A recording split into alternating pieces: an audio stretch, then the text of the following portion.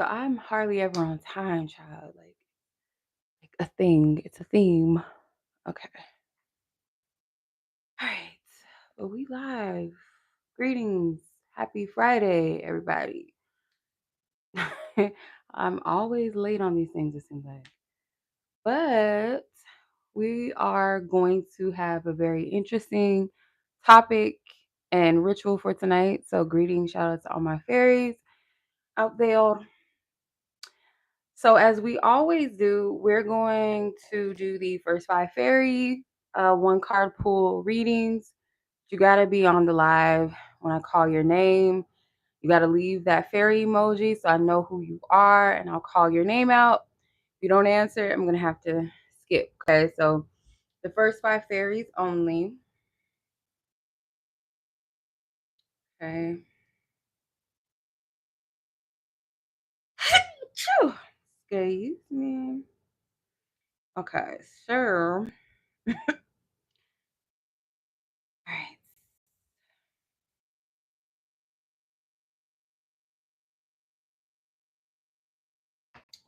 Let me turn this thing on.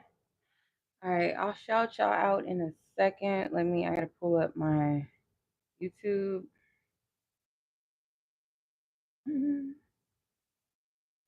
You guys know that I'm on the live. Can y'all all hear me?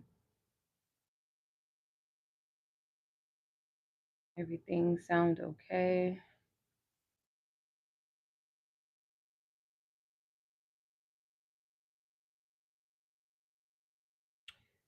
Okay.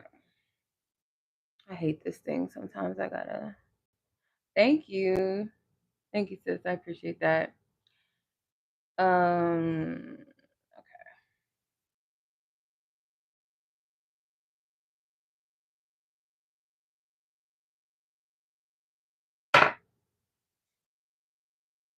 I'm gonna pull up my live. Like it's so goofy.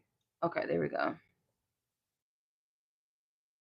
All right, so I don't know who's all on here. I don't know if Brianna's still on here, Deandra, Mahogany, Kyla, Samantha, Yamina. I know Yamina's on here. Deandra, I see you. Brianna, I see you guys. Okay. So if I called your name, um, Brianna's on here, Deandra, Mahogany, and Yamina, Kyla. Okay. Dang. So let me see. All right. So the names that I see first that left the fairy emoji, Brianna, Deandra, Mahogany, Samantha, and Yamina. So Brianna left her question. So I'm gonna start with Brianna. Okay. Before we do, let's cleanse the energy. We're gonna have a little fun tonight. I hope so. I think so.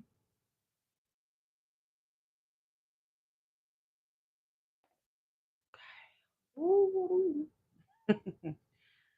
Alrighty. I have my little cocktail that I made. Not as pink as it was yesterday because I didn't put enough prickly pear in there. But it's okay. You know, got a little wine in there and some Sprite, some tequila, a little pink edible glitter in there just to make it a little, I like my girly drinks. I do. I think I'm going to start. Well, I don't know yet. Let me not say that because I don't want to put that out there and then not do it. So, but yeah, this is called our Baddie Witch Potion. That's what I named it and came up with what we're going to, our little cocktail here. So that's what I'm sipping on tonight. Um,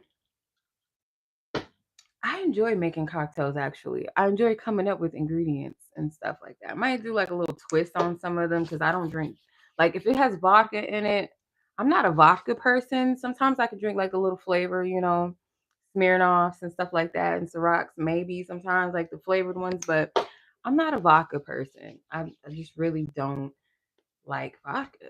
I'm just not that person. I can handle tequila, like, silver tequila. I like brown liquor for real. I prefer that. And I love margaritas, of course. So you can't not have like some Patron or something there. I prefer like silver liquors, tequilas. And then like I like whiskey sours. I like bourbons. I like whiskey. Some of them are flavored so good you don't even need a chaser. You don't need nothing. You can just drink it on ice and it's good. Like, you know. Okay, I see some of y'all questions already. Hey Leslie, how are you? All right, let's get started. Miss Brianna, you are first. Okay, let's see. Your question was, what blessings are coming your way?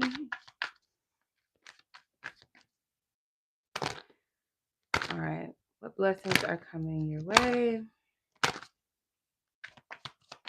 Divine Spirit, what blessings are coming towards Miss Brianna? What blessing? Page of Cups. Oh, okay. I love this deck too, by the way. I haven't used it in a while. But the Page of Cups, I heard more love, but I actually heard like more love. Like, I don't know why I heard it like that, but more love. And I feel like I hear appreciation, and I feel like it's like a balance between not just more love from the outside, but more love on the inside as well. More appreciation on the outside as well as on the inside, most importantly.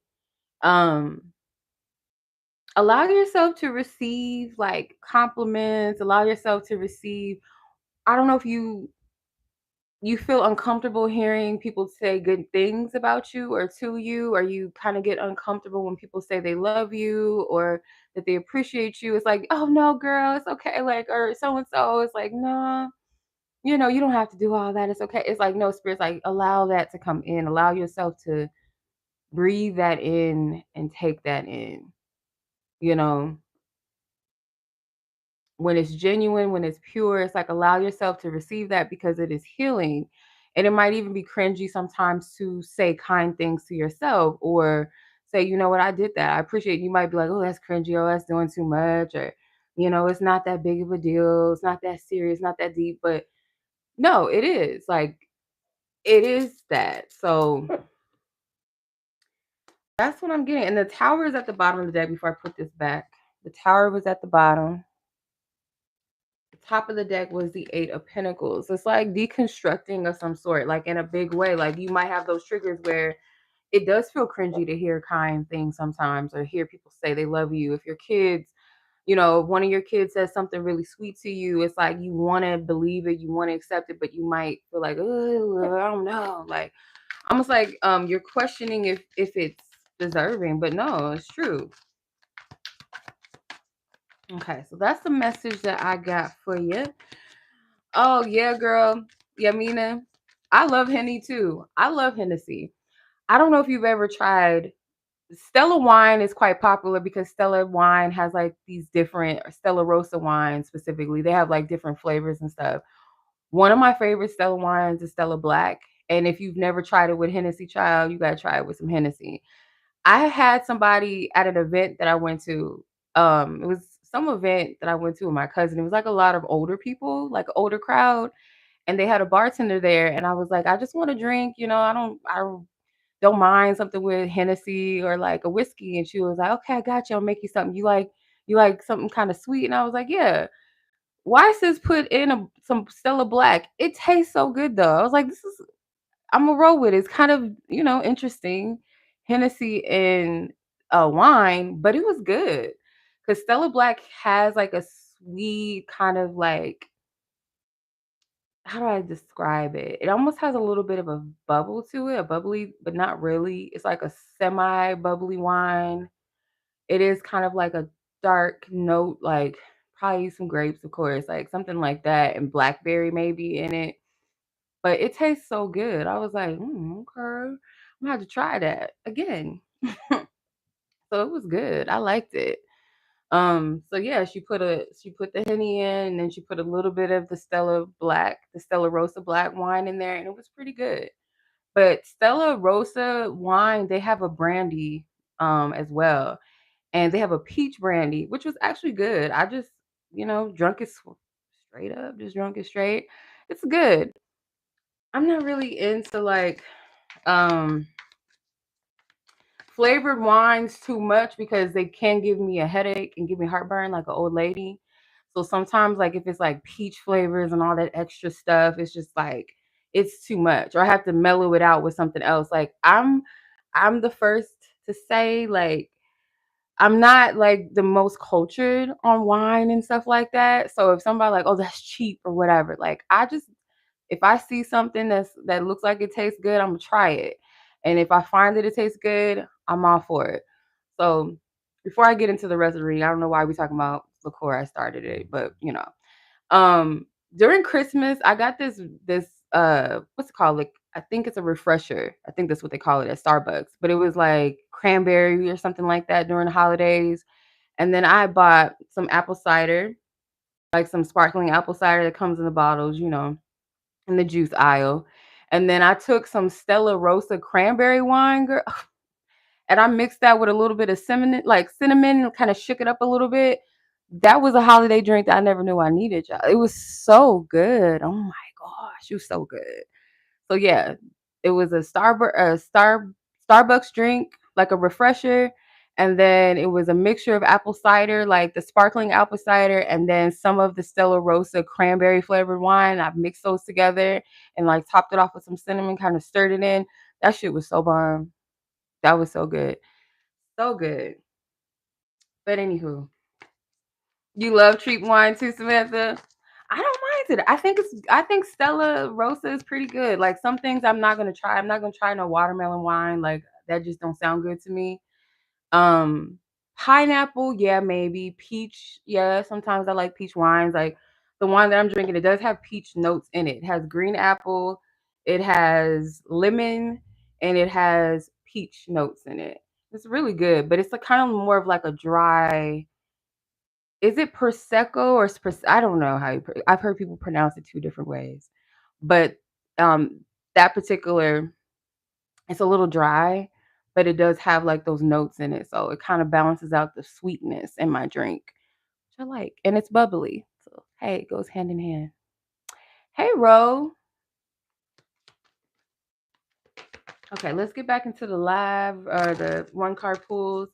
Next fairy is Miss Deandra. Will this upcoming trip to see a special someone cause growth in your relationship? Okay. All right, let's clear it out. The previous energy.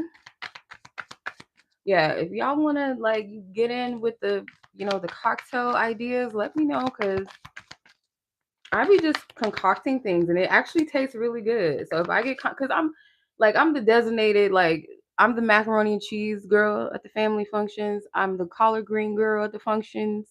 And I'm also the cocktail. So, like, if we need like a cocktail for the family functions and shit like that, I'm that person.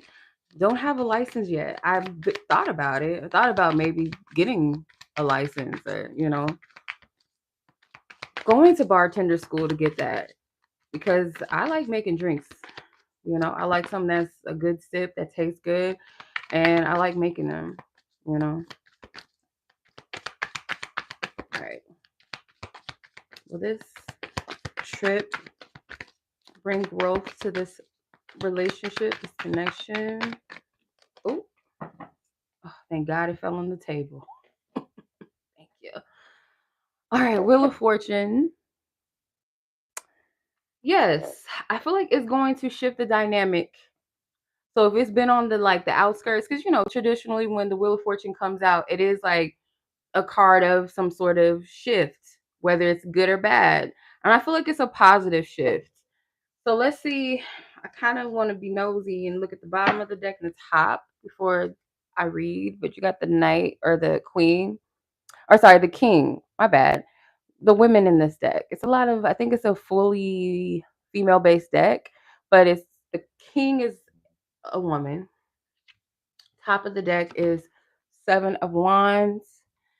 I feel like the positive shift more so could be around or due to the fact that by you kind of standing your ground in what your worth and your value is. So like if you're not compromising yourself or settling, um you're not settling, you're not just giving in to breadcrumbs and things like you have healthier boundaries and you make those boundaries known and you actually stand on that. You're not just saying, "Oh, you need to do this," or "I need a person that's going to do this," and I'm not settling for blah blah blah, but that you letting shit slide still. It's like, "Oh, I can't take you seriously."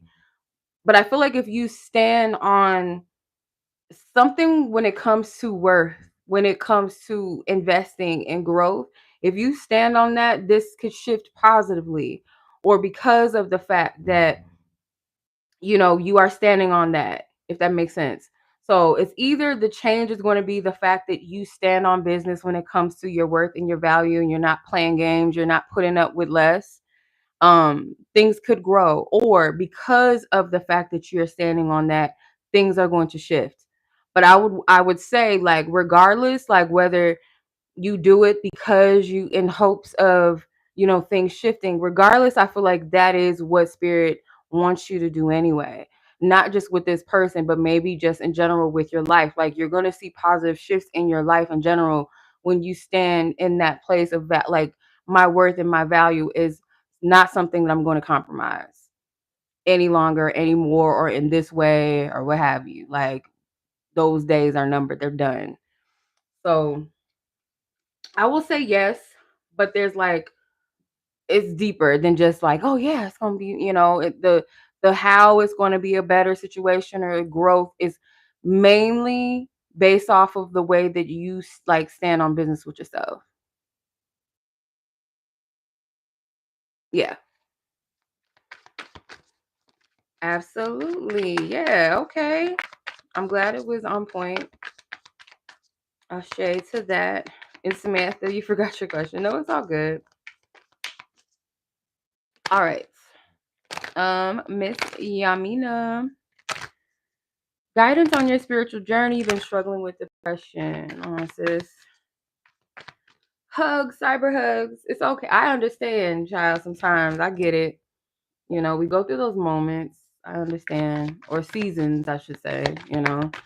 Let's see. What is some guidance here for Miss Yamina? My arms looked really long when I did that. That looked crazy as hell. I think it's the camera. The Nine of Swords is here. There might be a lot of clearing though. Like, you might, not saying that you're not depressed or that you cannot be feeling depression. It's more so like the base of the energy that you're feeling, like why that depression is experienced, or why you feel that way. There's an energy of release, like you're purging certain things. So like it could come through as like old memories, old thoughts, some regret, some guilt, some shame, some, maybe things that have happened to you, things people have said to you, things that have, maybe how someone treated you. There's all this different energy. I don't know sometimes if you feel like your efforts are not enough. I don't want to use the word failure, but it feels like this energy of like, am I failing at life, or is my best just not enough? And I feel like these are valid questions to ask yourself, but not from a place of, am I a loser? Am I a failure? Because as long as you're still striving, still still moving forward and still picking up and still trying in life, you're not a failure because you haven't given up on yourself. You're still moving. Sometimes it's just when you feel like your best efforts are not enough, it's because you're still walking the journey to find, you're trying to find that thing that is not aligned, because I feel like as long as you're moving forward in your journey, you're aligned. You're still on board.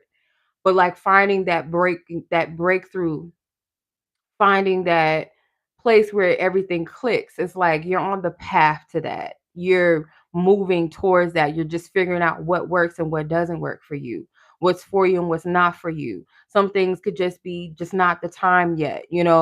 So I feel like this is an energy of a lot of like um energies passing through, kind of like spirit showing me kind of like a slideshow almost effect. Like you're going through a slideshow, like clicking, okay, this next slide, click next slide.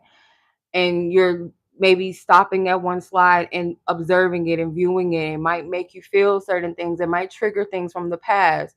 But it's like you're sorting through these things for a reason. And I feel like that's the cause of it. It's more so like where you're at, if that makes sense. The Page of Pentacles is at the bottom of the deck, and the top of the deck is the Nine of Pentacles. Like you're very close to getting to a place, and it may not seem like it now, but you're really close to get into that place where you feel like really content and happy with where you're at within yourself and where you're at maybe externally with your life, like your material world. You're just learning and figuring it out. And I feel like age, sometimes we feel like at a certain age we shouldn't still be figuring shit out, but as a human you're always still going to be figuring shit out. That's just, because every stage or every pivotal age of your life, like, oh, I'm 20 now, or I'm 21, or oh, I'm 30 now, or I'm 40 in this. I haven't gotten to 40 yet, but at least I've gotten to 30. And it's always this feeling of like you're not there yet. And there's so many people. I remember like one of my loved ones, when she turned 30, I was still in my 20s. I couldn't understand why she was crying, why she felt like I'm a failure at life. I'm 30 now and I'm living at home with my mom and this and that. And I'm thinking like, you're doing far better than you think you are. You're going to school for something. You take good care of your child. Like you're a good mother. Like you're a good person. Why do you feel like you're a failure? Like I get it. Like you feel like I shouldn't still be living at home with my mom. And people go through things. Like she hasn't always just lived with her mom. She had her own shit, her own car and stuff like that. Um, I've had friends that have turned 40 and feel like, oh, I'm so old, and why haven't this happened and why hasn't that happened yet? We're as long as you live in, you still figuring life out in different aspects. You might have some things down, or as a human, you're still trying to understand life. You're trying to understand yourself, your environment. And that alone is like, give yourself that word that gets thrown around a lot lately, grace. Give yourself grace. It's easier said than done, because I was at a place where I was living with family and I felt like, it was something that had become a complacent journey aspect of my journey, because it's like, oh well, I want to have my own place again, but at the same time I'm able to like save money and we can make it happen as a family. Let's make it work. And when it's time for me to move out, or when it's time, when I get married, I'll move. And that was what I was telling myself in my 20s at one point, like, oh, I don't mind staying with family, or my mom living with me at one point. It was like, if she's down, I got her. If I'm down, she got me. And it became a complacency. It became a cycle. It became something that almost stagnated me. So it's not always like when we journey through life that we're failures. We're figuring shit out. If you're still trying, if you're still trying to figure life out, figure yourself out, figure shit out, you are still moving, you know? So I hope that makes sense, sis. Long story short. Long story short. Okay. Shoot, we can be 60 still trying to figure some things out too. Like life really is like the wheel of fortune. Like it has its different seasons of changes and ups and downs. One minute you up, everything's going well, you got this, and then the next is not. Sometimes. Um, but yeah, I hope that was helpful, sis. You're very welcome. Yeah. We we got it. Everybody on here, like whenever you have a season, you be like, I don't know what I'm doing and I'm a failure. Like if you're still breathing, you're still thriving, you're still trying to figure it out. Because I'll be transparent with this. I never thought that I had to go back to a 9 to 5. I was really upset about that. but it has become a blessing to an extent because I was at a place where I was becoming stagnant and not really, doing the things I needed to get done. And I feel like it also balanced out my world a little bit. We're not being so restricted and stuck on like, this is my only way that I can survive and live. And I gotta, it became where I was creating, like making jewelry and stuff like that from a hustle mentality. And it's okay to, your gifts and stuff to profit off of your gifts and genuine, being genuine with it. But when it becomes, it's not fun anymore. Um, where it starts to become like a job instead of like a creative outlet. You know what I mean? Because it got to a point where I got really stagnated and I didn't have any creativity, with my jewelry and other things that I created and stuff like that. It became very stagnant because I was making money at going to events and stuff like that. Sometimes I would do my tarot at events, not always. Like that's like more so things I do online. But when it came to like vending events and stuff, I was really making money from my jewelry, which is a blessing. But when it starts to become a thing of like, oh, this isn't fun anymore and I got to do this to make money, it's like, no, no. And then even with like reading sometimes, like it's not always popping all the time, and it can make you go, oh, well, what's my purpose? Am I purposeful? Am I needed? Like, so getting back into the quote unquote 9 to 5 real world again, like at first it was kind of just like I felt like a failure. I did because I told myself I would never have to go back to work. Like, I'm doing well with my gifts and stuff like that. I don't have to do that anymore because I get really like frustrated with like phones and stuff like that. Like I just can't deal with customer service. Like that was something that I was just tired of doing.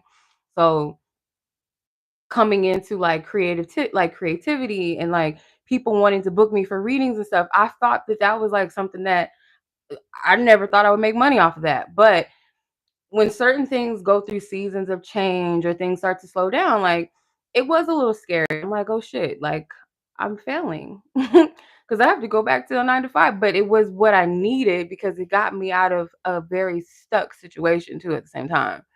Not just financially, but just like energetically got me out of a dark place and out of a place where I felt like I was stuck. So yeah, we go through those seasons like where life just happens to you. Think like, oh, this is it, this is permanent, this is forever, and you just kick your feet up, put your arms behind your head, and just lay back. But no, sometimes life has those curveballs. It does. Um, Blessings coming your way. Mahogany, what blessings are coming your way? Let's tap in. All right. What blessings are coming your way?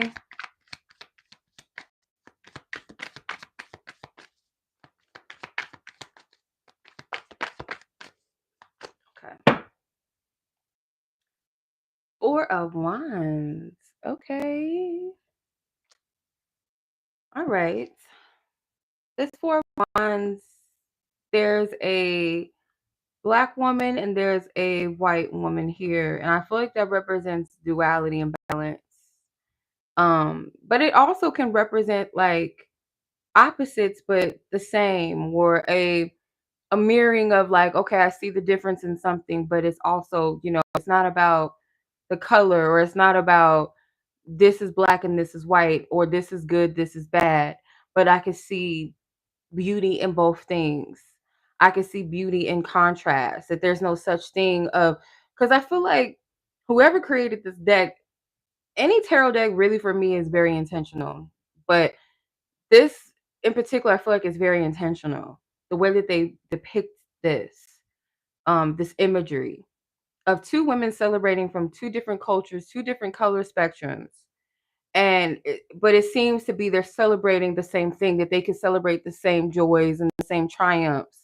So I feel like this is metaphoric. The blessings that's coming your way could very well be in being able to discern or see the blessings and things that maybe you don't understand or didn't understand in the past, if that makes sense. Because sometimes what happens with cultures is like we have preconceived notions about certain cultures or stereotypes. And this is not about literally people, but just like energies. How, oh, if I lose my house, that's bad. Instead of looking at it as losing this house could be the opportunity for something that's better suited for me or better in alignment with me, or something, maybe a bigger place, or maybe a place that is more suitable for my personal needs. Or if this job falls through, that this is not the place that I really want to be at the end of the day. Yeah, it's my stability's challenge. um I feel like you could learn this energy or this blessing through another person. It could very well come through someone that's different from you. It doesn't have to be skin tone or race, but like maybe lifestyles, different viewpoints. But there's some sort of blessing in a thing that may be foreign to you, unfamiliar to you, or just opposite from you. Finding the beauty and the blessing in that. I'm not sure how, I mean, I can see how it can be a blessing in a sense, but um in what ways can it bless you? In what way can this experience, this lesson, or this, yeah, just this experience, how can it be a blessing to you? Four swords at the bottom of the deck, the Knight of Wands at the top of the deck. So like if things feel very stagnant and very, not, doesn't have to be stagnant, but maybe things feel a bit boring at times, or you feel like life is not happening in a certain way, I feel like you're going to understand where you're at. Kind of not exactly similar to Yamina's message, but almost similar. But this blessing or this message or this energy is going to come through another person that kind of highlights this for you. So I don't know. I don't know if this makes sense. I just threw my nose ring out. Good job. Um, yeah. I don't know if that makes sense. I'm upset because I don't know what I did with my nose ring. I'm gonna have to find it later. Oh well. Okay. All right, sis. Hopefully that, makes sense, but maybe it's like something that has to happen first for it to like click, or the message to be a little bit more clear, I guess. Um, but yeah.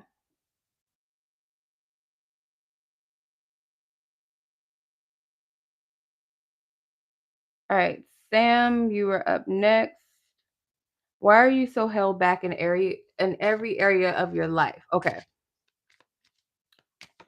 Whoa. Card flew right out. The Strength card. I don't feel like you're held back. You have the Five of Pentacles, so that is at the top of the deck. That could be an energy of lack. Like feel like you're lacking something, or you're not enough. So kind of piggybacking again off of Yamina's message, that could apply to you in a certain way as well. The Two of Pentacles is at the bottom of the deck. So this is an energy of, if you take a step, because the Two of Pentacles has her juggling the pentacles within that infinity symbol, and the infinity symbol is on the top of this woman's head in the Strength card. How everything is interconnected. So like whatever you're feeling like right now in your life where you feel like you're stuck, or you're not able to progress, you're not able to move, there is something about limitation too. Not seeing, how do I explain this? Like, because I hate like trying to interpret a message that you can feel the energy of. It's like, ugh, it's so annoying. It's like you're trying to balance out like your core true self versus like the lower self, or the self that identifies with things that have to make sense, or that are practical or socially acceptable, versus where the soul is like, no, my journey is meant to be a certain way, or I have my own timeline, I have my own experience, is not going to be modeled after some book of like some sort of, this is the instructions to life, and everyone has to abide by this, and by this time this should be happening, and by this age or by this you should have accomplished this, you should have this, you should know this, you should be this, you should feel like this all the time, and if you're not this, you're not that. Being able to get rid of the instructions that are man-made, where the ego says, oh well, this is uncomfortable for me, so this must be bad or this must be wrong. There's some other part of you that knows better than that, that has an understanding or deeper wisdom of your own journey, your own soul, like your soul knows.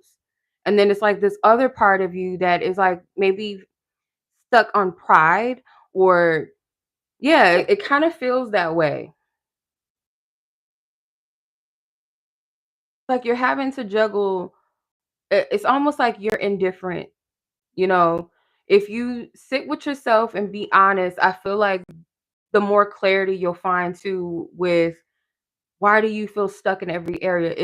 Are these areas that you're not necessarily stuck, but is it like a point where you get to kind of take a step back and view each area and how you want to proceed? Is it in alignment truly with you, or is it something that's not divinely ordained, or is it something that may not just be the right timing for, or it's giving you the opportunity to decide, is this the path for you, or is this area of life in alignment with your journey? And sometimes it's not always going to be that clear and that black and white to say, oh, is this ordained for me or not? Sometimes it's not. Some things are meant to be experienced. Some things, like, you might not understand that it's just not the right timing for things. It could feel like a delay. So it's not always going to be that clear and that black and white, but it's like there are certain things where you can say, no, I really only want this to happen because this is what my parents always said that I should want this, or this is what, you know, um, social media says is desirable, or I should want this, or I should be this, or I should be this type of woman, or have this in life, or what have you, or it could be religion. It could be so many different layers to this, but I really feel it's like this push and pull between the soul and, like, I don't want to always use the word the ego, but like the lower part of yourself, or a part of the self that may be pressured by conditions and societal, you know, what's the right way to say it? It's almost like um societal standards, like this is how you have to be, and this is what you should do, and this is what you should accomplish. Or it could be cultural standards, religious standards, so many different things, um age, race, like, or just within the self, you may have put this pressure on your back. So it's not to say that what you're feeling is not valid or meant for you to um to honor and to feel that, but just give yourself the opportunity to really look at these areas, and what you're pushing towards. It really a reflection of you being held back, or is it actually an opportunity for you to take a step back and view these areas, and if there's something you should be proceeding in? Does that make sense? Or how you're going to wish to proceed with that? Or is it something to just keep going? You're not held back, it's just something to keep pushing through. But you got to be able to discern that, you know what I mean? And I can't really tell you like how to discern that, because that's something within your own soul. Like you'll know, like deep down, like, okay, this is for me, this is not for me, this requires a little bit more patience, this requires maybe effort, or this is just a path that is just not really something I truly want. But I've told myself that maybe I should have it, or I thought that I should have it or want it or be here by now. And this. So I hope that makes sense.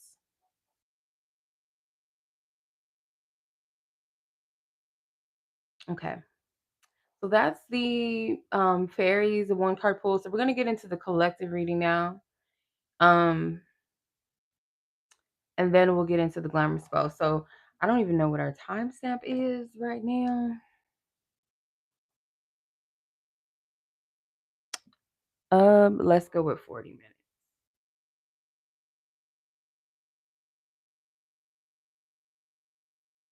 Okay.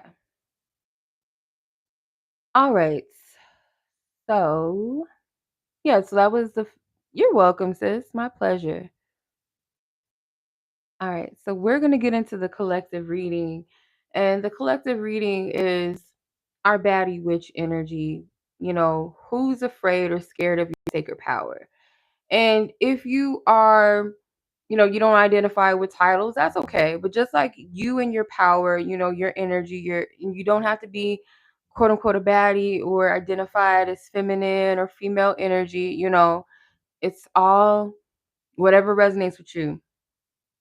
So yeah, we're just gonna tap into, your sacred energy of power and maybe, who's intimidated by that, who's scared of that. And this is not to be like a gossip tea type read, but more so just to expose for discernment, maybe confirm things and to have better shielded protection around you, or maybe to not, because sometimes people feel intimidated to dim their light when you deal with haters and you deal with, people being jealous or envious or not supportive of you sometimes, um, or even to be like scared, intimidated by, spiritual attacks or, oh, I can't share my good news, or I can't celebrate myself. I shouldn't shine. I got to dim my light to make people feel comfortable, or I don't want people to think this. Like sometimes you might run into those thoughts, or maybe you have, you know, withdrawn or have hid yourself or hid your light because of that fear of attracting the wrong people or wrong attention or attacks or provoking jealousy in people, and you don't want to deal with that. I mean, who would? Like, I don't blame you. So this reading is like more so to shed light, to encourage, to expose darkness so that you're able to move in your power and your light in a sovereignty with grace as well, with that inner divine knowing of who you are and celebrating that, and just accepting that, yeah, there's not going to be people that's always going, there's going to be people that's not always going to like it. There's going to be points where people are not always going to celebrate you, clap for you, you know so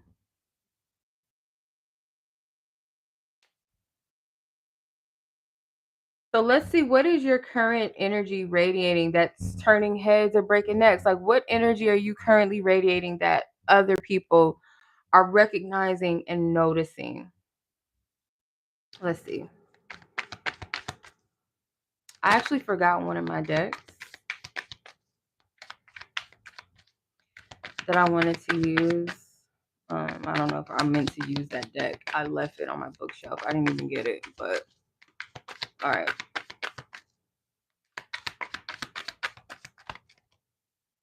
All right. Wow. You have the King of Swords, which the women, in this deck are going to be in the king positions. And you also have the Wheel of Fortune. These two cards came out. You might have declared a shift or a change that you're making, or that your energy is speaking for itself as far as like big changes or big shifts that you're making. Um, One thing I do feel like is that you're not just talking about it, you're being about it. Or you have this energy that, you know, if you say you're going to do something, you're going to make it happen, you're going to do it. Your energy does kind of shift rooms too. Not even kind of, it does, whether you realize it or not. And I feel like this type of energy too, it gives off this silent power. So you don't really have to speak. The universe or things just tend to kind of shift and move. Or you can say a thing and people will see the shift. People will see, like, okay, they're not just talking. And sometimes it's not even something that you have to do. Um or have to say out of your mouth. The energy speaks for itself. So when you come into a space, other people might feel the need to kind of straighten up around you or feel like they have to come correct. So I'm gonna use the Audacity deck for the first time on this channel. I don't believe I used this deck on the channel before? Maybe I have. I don't remember. I think maybe once with the Rachel True tarot cards, the True Heart, I believe it's called. The actress from The Craft. She has a pretty popular tarot deck.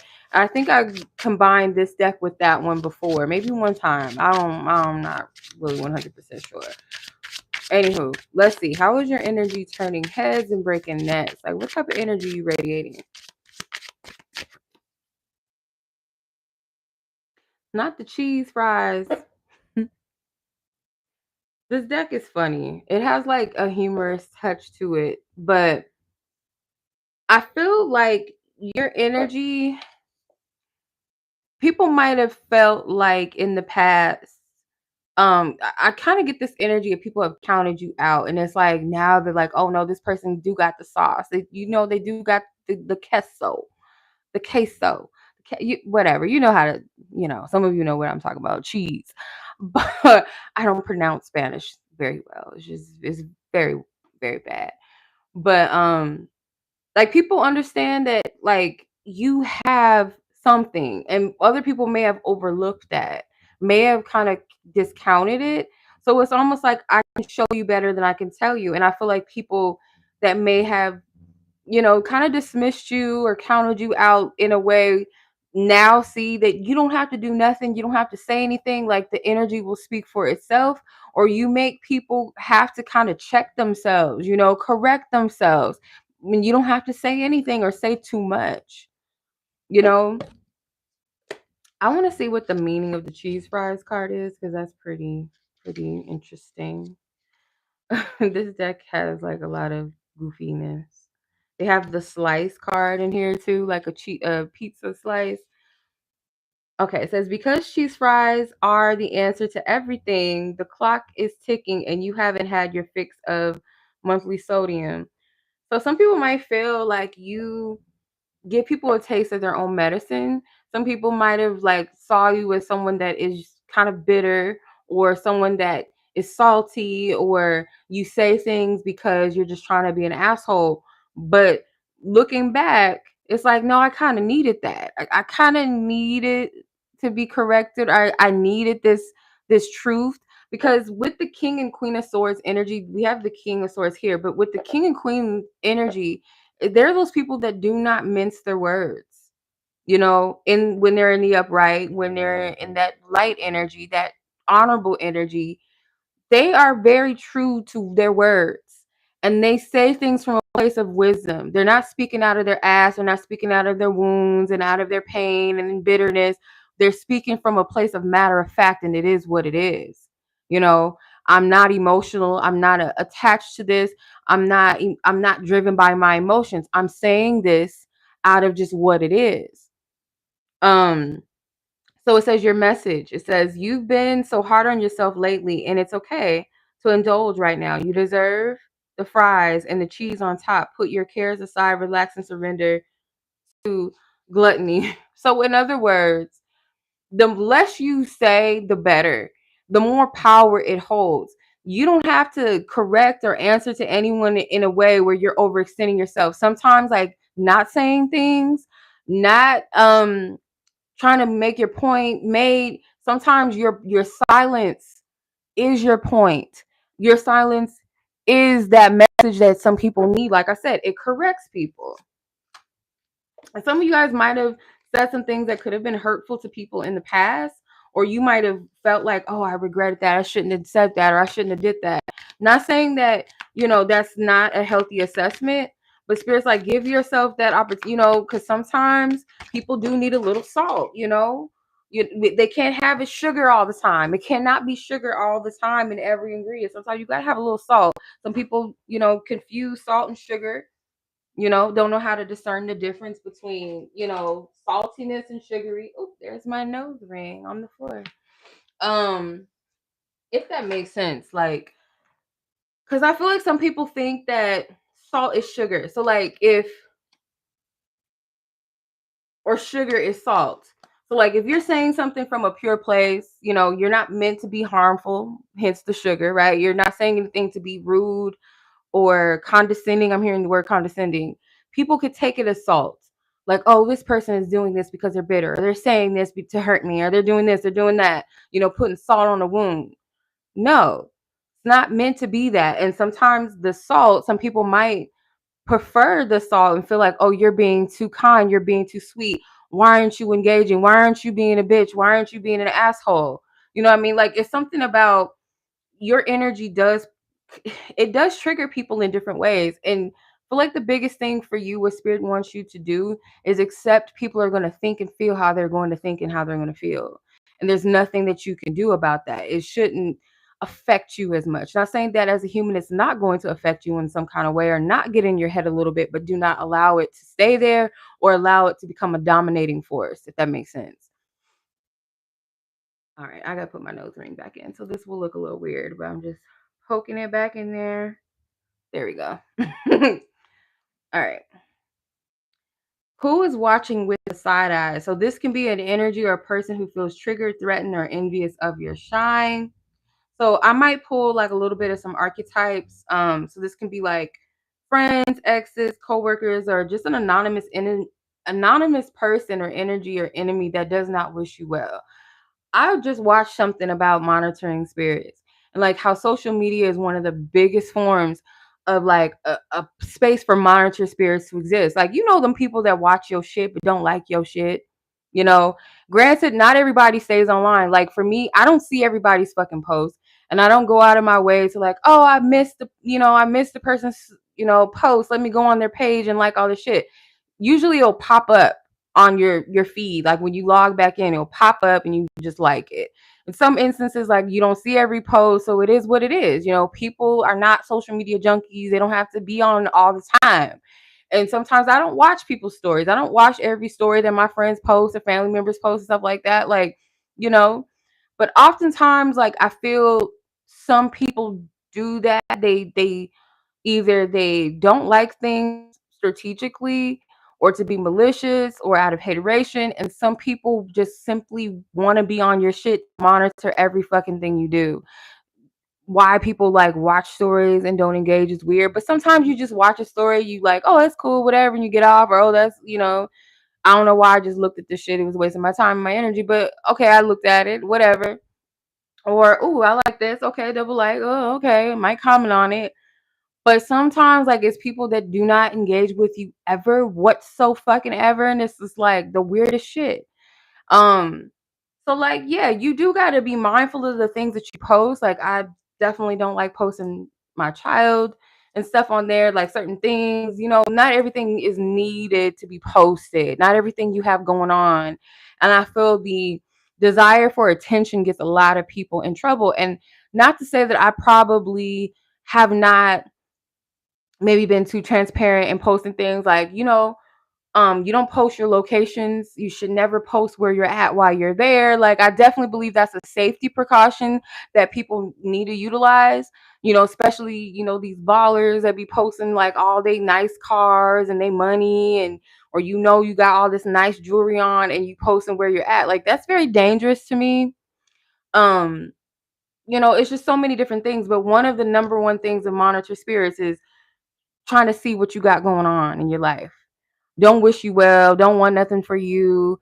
They might just call you or hit you up just to like figure out what you got going on, so they can figure out like, ooh, how can I interfere? How can I? There's a lot of watchers, people that watch content creators. It's very funny because like people always like have the latest screenshots and screen records of all these celebrities going live, and they the first to have the scoop, when somebody's arguing or beefing on a live stream, or when a celebrity, posts something on Twitter that they weren't supposed to, and then they deleted it, or whatever the case is. Like, those are monitoring spirit people. I really believe that, unless these are people that work for blogs and shit like that, and they have to stay on that type of stuff. But it's like everyday people that's not your profession, to keep up with things, keep up with the news and get the latest story. You just watching shit to like monitor people. You don't mean them well, you don't like them. It's so weird. Even more weirder when it's people that praise you half the time but they don't like you. And what I noticed is like a lot of people just will not like your shit because it's you. They might like it coming from someone else or the same topic or something similar, but because you posted it, they don't like the shit, you know, or you don't have enough following or you don't have enough subscribers for me to acknowledge you or to support you. That type of weird, funny ass shit. People be so like fake. But you know, I'll say this though too, and this that what looks like salt is really sugar type situation. I'm gonna be so real. Like if I feel how do I say this without being too invasive? Mm. Okay, I'm gonna just use this example. Like I have a loved one that was in a situation that I did not agree with because I knew the real of the situation. They told me the real of the situation. And then on social media, what they're posting me is very different. So while everybody is thinking that it's all sweet and they're all, I didn't like the shit because deep down, this is how I am. I'm the queen of swords for real, for real. I am not going to like something just because you're my family or you're my friend or, my loved one or whatever. If I know that something is like, doesn't sit well with me and I don't agree with it and I genuinely just don't fuck with it, I'm not going to be fake and like your post or comment and just have something to say or I'm not doing that. I'm not doing it. I'll be that motherfucker that will not come to your wedding if I feel like you're dating or you're about to get married to somebody or it's something that you're engaging in that I don't agree with. I am not showing up for that. I'm not showing up to no baby showers with somebody that ain't, like or something like let's say you're doing something professionally that isn't right. I'm not going to be clapping for you and celebrating if I know that shit is not, you know what I mean? Like many different milestones where some people would say, "Oh, that's so foul. How could you not?" I would, I'm the person like, tell me, motherfucker, like, tell me the real, like, you're about to make a mistake. Like, if I feel, because deep down inside, like, the truth when you're lying to yourself. So if I'm about to put myself in a dangerous situation or something that just isn't genuine or healthy for me, call me out on that shit. It might hurt, it might sting, or it might be something that I know that I needed to hear. Tell me. I would never want to be that type of person, that loved one or that family member or that friend or that lover that just feeds your bullshit. I don't do that. So I wouldn't want somebody to do that to me or be that for me. Like, call me out, please. No. So yeah, I do understand that certain engagement is not always like personal or it's not always based off of jealousy or hateration. But there is those weird instances. It is. And there's so many strangers online that don't even engage and they just sit and watch. Like, it's weird shit to me. It's fucking weird. I get people might be shy, socially awkward, or just don't feel comfortable coming out. And I understand that even on this space. Like, there might be people that would like to comment or wish that they could comment, or they might feel shy or they don't want to be seen, and it's not malicious, you know. There's times where I might have resonated with something I just didn't feel the need to come out with it. I might be like, oh, that was good, or I'm grateful for that. Thank you for posting this in my heart, or send that person love or like the shit and move on. But I feel like it's just like that weird energy. So you have the King of Pentacles in Judgment. This could be someone that is a boss, someone that could be like an authority figure, maybe, of some sort, or someone that could be maybe someone that has like financial stability or wealth, or somebody that has just a little bit more than you, or someone that has more status, or someone that believes that they're better than you or better than people in general. And they might judge you for that, or they're just judgmental in general, maybe. They might be like the type of person that's like, oh, I have the latest this such and such car, and I have this, my house is this this big, this wide, you know, I got a backyard, I got a pool, I got a this, and I got this type of bag or this type of watch, you know, all this, you know, my title, you know, I have all these friends, it's all the, you know, followers, social media, I make all this money, like whatever it is that to them is an abundance of materialistic things, superficiality, they look down upon people that don't have that or is not on the level of that. So I feel like this is the number one person that is envious of you, triggered by you, definitely triggered by the fact that if you're not someone that fits into their perception of success or what's good enough and who's good enough to be in my life, my circle, good enough for me to date, to marry, be friends with, work with, whatever, they're going to judge because it's going to make them question or make them feel triggered with what they believe to be of value. Okay. And I feel like your energy is meant to do that for people. It is meant to kind of get people to sit with their ideologies. And if they are upright or if they are completely just perverse and reversed. Let's see if I can get like a little bit of an archetype. I do feel like this is someone that's very maybe well put together, you know, if it's a man or a woman, very well dressed, you know, they might have expensive things or they make it known, oh, this is a such and such bag. Or, you know, oh yeah, you know, I got the latest watch, or this is and that. My car is this. Like everything is very about materials. Oh yeah. The other day, you know, when I had my when I got my bonus, my raise, you know, I'm now making such and such figures and blah blah blah blah. You know, it's like everything is about status to this person. Oh, look how many likes I just got. I got 1,000 plus likes and views and comments. You know, if they're a social media person, but it's just like anything. Yeah, my man took me out to dinner and it cost such and such hundreds of dollars. Oh yeah, man, you know, I caught that new, you know, that new blah blah blah blah, and it cost me about, you know, those type of people. Or oh my god, like you didn't see the latest this, you know, I got it first, and I think so and so is jealous of me. Like, you know, them type of heifers, you know, them type of energies. Yeah, this is a materialistic motherfucker. Like, the Nine of Pentacles is at the bottom of the deck, or they might think like, oh, you're kind of there, but you're not all the way there. Like, yeah, you have a car and you have a house, but it's not as big as mine. I have a pool. You know, it's given that. This is that type of motherfucker. Let's see.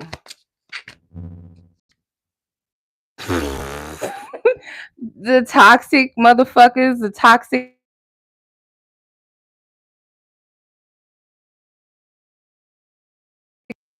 toxic relationship people. Or this person could be in a toxic relationship. Um Specifically, maybe this person is a toxic woman, or this person is with a toxic woman. It's one or the other. This is someone that is jealous, or someone that, oh, I have a man and you don't, but they toxic as fuck. You know, their relationship is toxic. That's one of your haters, or who's triggered by you, who does not mean you well.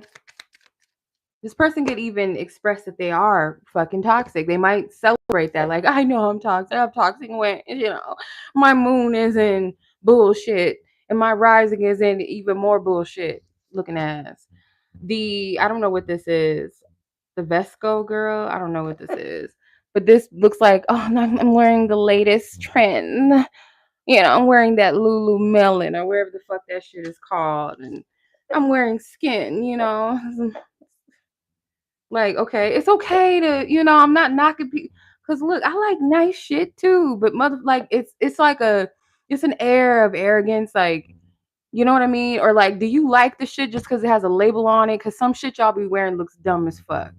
Like, why are you wearing that just because it's got a designer on it? Like, you know, the TikTok tongue, they might take pictures like this. You know, we all do. everybody, has like a little social media type of character post that, or pose that they take their selfies, but they might do the tongue thing. They might be someone that has this type of aesthetic, it's kind of cute, kind of light. And then you have the skin routines. They might be very big on their skin. Oh shit, I got a pimple, I got a scar on my but no, yeah, this could be like someone that is very youthful too, or younger than you for some of you. Um, but I will definitely say very fucking superficial. Very superficial in the sense of like they don't know how to be human. I feel like they get a lot of their personality from social media. Like, which is why maybe I'm getting a little bit of a young energy, like someone that doesn't know themselves yet, like doesn't know who they are yet, might take aesthetic ideas from like TikToks and social media figures, like, they're impressionable, or this could be just a metaphor of someone that wants to fit in so badly, whatever age they are. Because there's people that are, you know, too old, I will say, to still be trying to fit in, you know? Alrighty. Not the L salty. We're just talking about the salt. Okay. Yeah, this person could be like a bitter male as well, like very salty, you know, because men can be haters too. Women and men. And don't ever think that only men hate on each other, only women hate on each other. No, a woman can hate on a man can hate on a woman too. And it don't matter about the sexual orientation either, because I know people think, oh, gay men are jealous of straight women and women in general. No, straight men be jealous of women too. So it don't always got to be that, you know. So yeah, this is who's showing up. So why is this person intimidated by you though? What about your power is making them uncomfortable? Could be your confidence, could be the way like you just hold yourself accountable, your independence, maybe even your softness.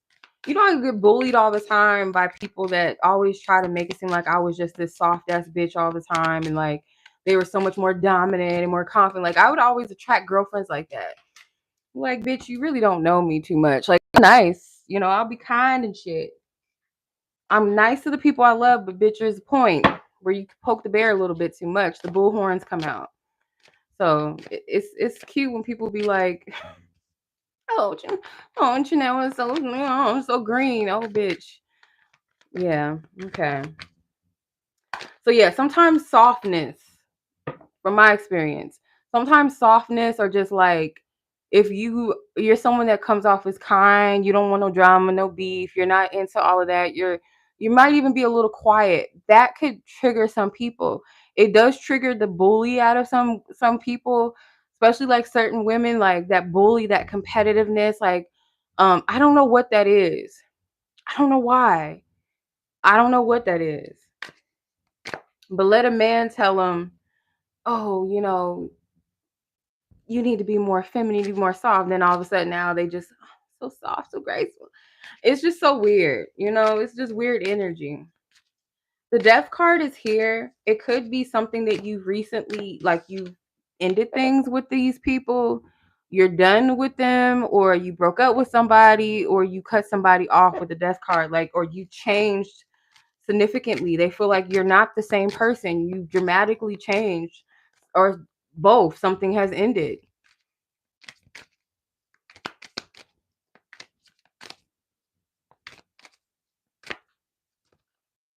Ten of Cups. It could be because you're genuinely happy, or you're happy, with others, or you're happy in a relationship, or like I said, you ended a relationship with this person. You're moving on. Three of Cups, Three of Pentacles. You could be building, working on something. You could be building, healthier relationships, or you just decided you're no longer building with this. Yeah, your energy is it's speaking a lot. These cards fell out on the floor. Ace of Wands. You're creative. You're a creative person. You're a good person to be around. Like, you're fun to be around. You're loving. Some of you guys could be the life of the party. You could be someone that's like a team player. You're someone that's hardworking. The high priestess, it could be that you, or the hierophant, sorry, you see past the bullshit. You're also someone that they feel like is maybe very wise, or you have something to teach them. If it's somebody that automatically thinks they're better or think they're wiser because of age or because of experience or who they know, what they have, where they've been, how they look, and you don't fit that norm, you don't fit that description that they've created, and you're an anomaly, is going to trigger them. It's going to make them go, what the fuck? Like, nah, people like this shouldn't, no. It's almost like a person that grew up in the hood can be just as intelligent as someone that grew up in the suburbs or grew up in, a rich family. It's like, well, you don't fit the type of that. Oh, how you know that? That type of energy. That's what it gives. The strength card and the page of swords, you're very discerning. You don't play that. And I feel like you make people check their motherfucking egos at the door. They may not tell you that, but it's almost like if I can attack you, and even more so when you don't know that you have this type of power, you don't understand the power that you possess in yourself. You don't see it. But another person can see it, and if they can see it and you know that you don't see it, they're gonna tweak that shit. They're gonna fuck with your head and tell you, oh, you're tripping, oh, you're this, you're that. And if you believe it, you're going to fall victim to that manipulation, you know? So some of you guys maybe are with the page of swords, you're not as aware of your power because you came out as the king of swords. So as the king of swords, it's not about masculine energy per se, but it's, if you're talking about levels of wisdom and maturity within the suit, from the page to the king, you're talking about levels of maturity. Your level of like your silent power, it does not have to be loud and boastful, like I'm so powerful, I'm this, I'm that, and I know this, and I went here, and I've rubbed shoulders with this person. Like, when people have to brag about it, you're trying to compensate for something that you feel like you lack. You may not lack it, but you feel like you lack it. So like having to boast and brag, like I'm this and I'm that, and I have this and I know this person, and when you have to do that or say that to diminish another person, you're not that powerful, right? So if you come across people that always have to kind of flex their muscles around you, you intimidate them. You make them question that so-called confidence or that so-called power or status or whatever, beauty or handsome, whatever they think that they have that makes them valuable. You test that, you trigger that in a person to rethink themselves, like, wait a minute, this is what I thought was special or significant, or this is what I thought is what holds, ooh, this is what holds value. You know, you make them readjust that. So this is why they're triggered and intimidated by you. You trigger that ego, that energy that need to be prideful, that energy that needs to be seen. Look at me, or I have to be the most dominant motherfucker in the room. I got to be the most prettiest, the most successful, the most handsomest, the smartest, the most successful. Anybody else that comes in that makes me question that. And it does not have to be that you have anything to the certain extent that they have. It's your energy possessed, like what your energy possesses that triggers all of that. Because let's keep it real, like materialistic things, that shit fades. Character, your energy, your vibe, your integrity, your intentions, your heart, your love, like your positivity, what have you, all those good things, in comparison to things that will perish in the end, it doesn't last, you can't take it with you, versus something that's a part of your soul essence, that's going to trigger that thing because it's not based off of anything concrete, anything, it's not based off of anything, uh, it's not based off of anything rooted and grounded in substance. So people put all of their energy into material things or superficial things, statuses and looks and who they know and how much they possess and own material wise, yeah, that shit, because it can be taken from you. So yeah, people gonna shift their stance when you come around, because your energy is, you show up and it's like, why the fuck do you have confidence? You don't have this, you don't have that, you don't look like that, you don't know this person, you don't, how the fuck? That's why they're intimidated. That's why they're triggered. And some people just hate the fact that you have motherfucking peace and you're free. You're not attached to no bullshit. This was at the top and the bottom of the deck. Four swords, full. You're not attached to no bullshit. You're not losing sleep overnight by some no good woman or no good man, that's cheating and lying on you or lying to people, putting up a facade. You're not living in that. You can sleep at night. You don't have any attachments to anything or anybody that's not, you know, wishing you well, or you, if you did, you know how to detach from that. Some people hate the fact, like, this is another thing too. Some people will shame or hate the fact that you had the courage to do something different with your life, or decided to leave something toxic behind and have the courage to do that, where they don't have the confidence or the courage to do that. They will shame you. Oh my God, I can't believe you don't have a car anymore. What happened? Oh, you're single now? Oh, girl, I can't stand my man, but that's my man. I can't be lonely. Little stupid shit like that. Dumb shit like that. Oh, that's wrong. How could you just cut them off like that? That's so rude. Oh, I would never be able to do that. I'm a loyal bitch. No, you're just a complacent bitch. You don't have any boundaries or no respect for yourself, so you put up with shit that you shouldn't have to. I don't know who this message is for, but like,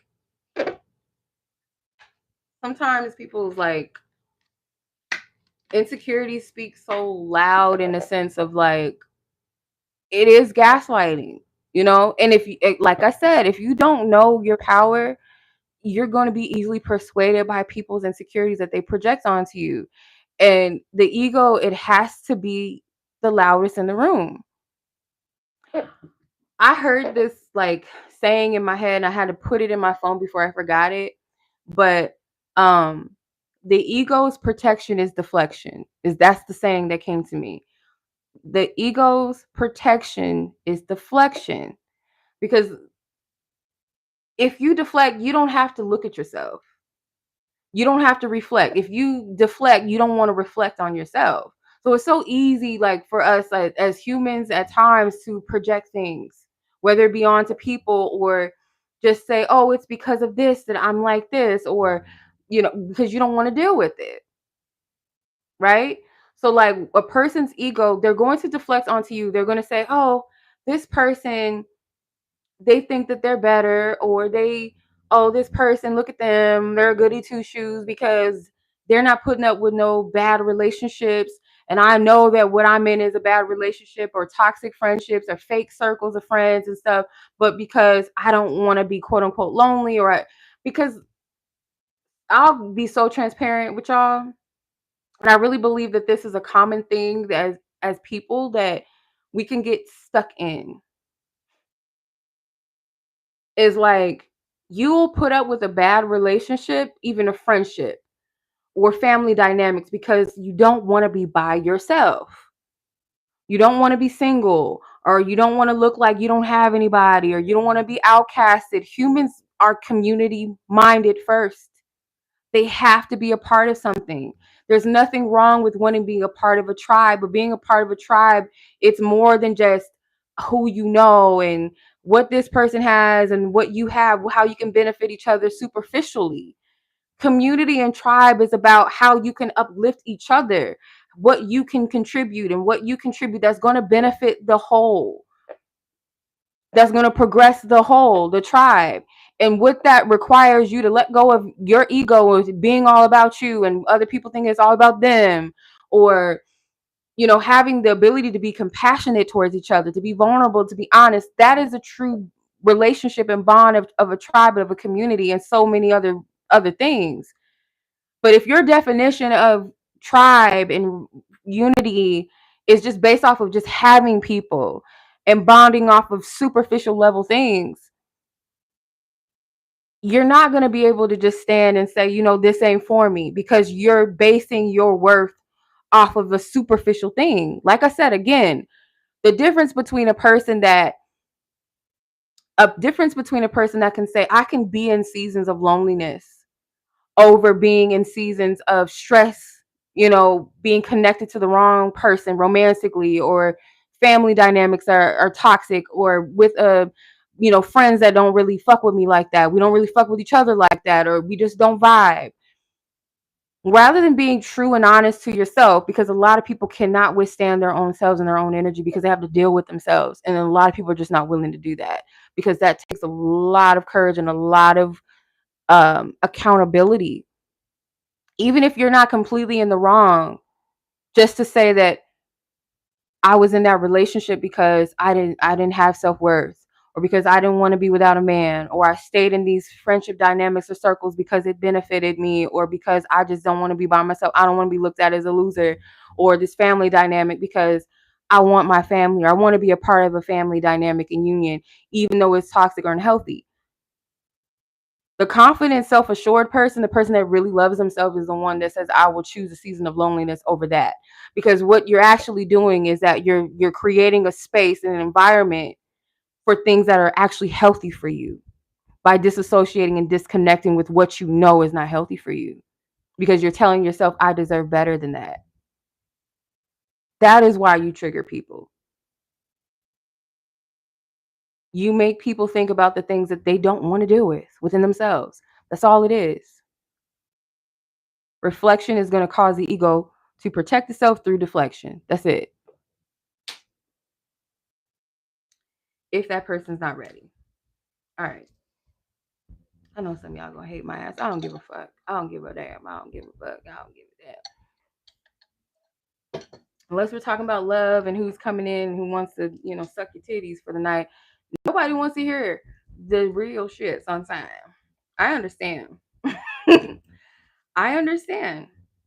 But, maybe later, people, if they come across it and they need to hear it, it's okay. But yeah, some shit has to be called out. Sometimes I'm not always speaking to the person that is on track with themselves. Sometimes I am speaking to the person that is in their shadow energy, and that's okay. Like, we've all probably been in some shadow fucked up energy. But it is what it is. So that is why you're making people uncomfortable. So what are you doing right, even if they hate it? What is working for you that they wish they could copy or take away from you? So it could be just how how you show up as a person. Because people can have a love-hate relationship with you. They can admire things about you, but because it's you, it's like, no. Or you just don't fit the mold of what I think, should be, you're showing up like this, but because it's you, because you don't fit the norm, or what I perceive is that, no, not you. It gives that. Or it could be like you fit a maybe you are a conventionally attractive person, or you do have things together, you're put together, and you're not the stereotypical, oh, all attractive people are rude, mean, evil, ditzy, they lack intelligence, or they're superficial. You have a substance. So being attractive, and on top of that being a person of substance, can be triggering too to people. Or you could have all the money, you can have all the material things, but you're a giver. That can be triggering to people, that when they get a little something, if they had it, they would keep it to themselves, or they keep it to themselves, or they like to boast and brag about it rather than put people on, or, give back to people, or show up in a way that's giving. That can trigger people as well. Because again, it all circles back to, you make people reflect and check themselves when they don't want to, or make them go, oh, I thought that, you know this type of person behaves this way or carries himself this way, or this type of person that comes from this should be this, or looks like this, or has this should be one way, and you don't fit that. You don't. So let's see, what do these energies wish that they had or wish they could possess? The Queen of Wands, your light, your charismatic, the Devil card, the Death card. Yeah, how you don't put up with no mess. Like, you have light, you're positive, you bring good vibes, but for whatever reason, your energy is like people love you, but at the same time they're jealous. So with the Devil and the Death card is like, you're not about the toxicity. You're not engaging with that. And for some of you, the people that I'm picking up on, they know you well enough to where they know that your energy may have resonated with them for a time. You may have resonated with the toxicity. You may have been at the same level with them, and you're no longer at that space anymore. You don't relate to this energy anymore. You're done with it. I'm going to get the Audacity deck real quick. I'm going to clarify some things. Oops, the guidebook. We're not going to read the guidebook, are we? Within the deck, or we're not going to shuffle it, I should say.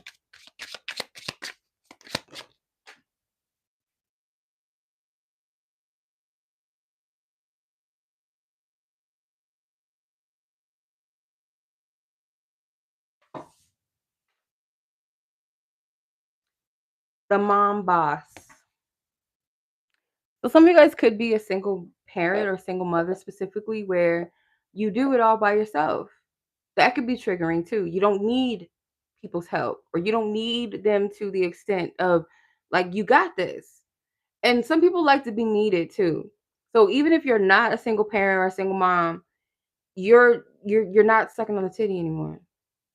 So it could be people that feel like you needed them, that they got their validation from you being up under them or looking up to them or just needing, and you're not doing that anymore. That's triggering too. And what they wish, like they wish that they could have either that ability to be independent or to stand on your own 2 feet. Some people wish they had that. Some people don't. Some of you guys could be like your own boss. And then look, you got the bottle at the bottom of the deck, the baby bottle with the baby. You don't need other people to feed you, or you're no longer attached to that. That's not you anymore.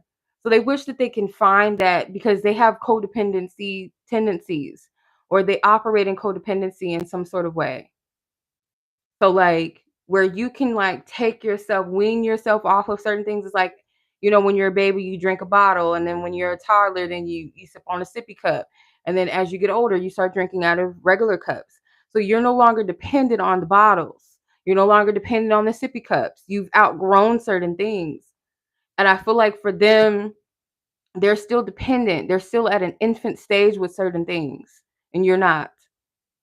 So that is another thing that they admire, but also are jealous of, and they wish that they could do that.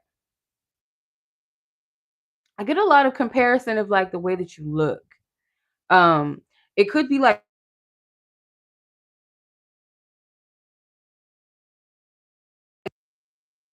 it's like you can pull off things that they cannot pull off. So like if you're someone that is like your style may be a little bit alternative in comparison to theirs. My daughter is trying to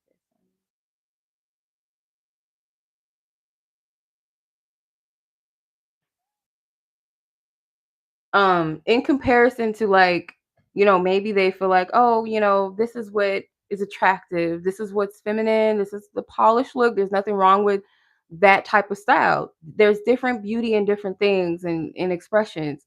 But like if people try to shame, let's say like women specifically, the shaming of, oh, you can't wear this type of hairstyle or this type of colors. um uh, Damn it, my daughter, hold on.